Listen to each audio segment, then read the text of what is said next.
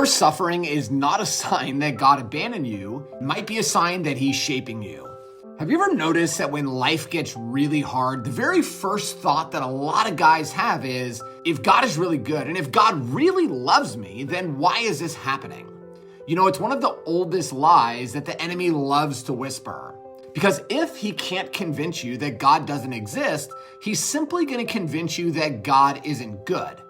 But Romans 8:28 reveals the truth.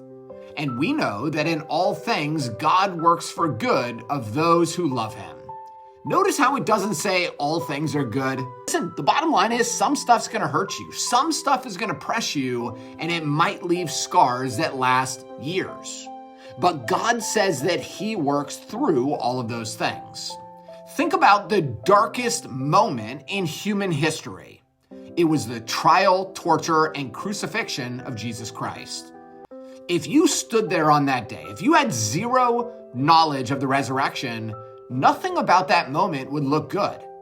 It would look like the worst failure of God's plan yet. But in fact, it was the greatest act of God's love ever. Peter said, "This man was handed over to you by God's deliberate plan and foreknowledge." Acts 2:23. Because God was doing his best work at the moment that it looked like evil was winning. So why would our lives look any different? Paul writes in Romans 8:32, "He who did not spare his own son."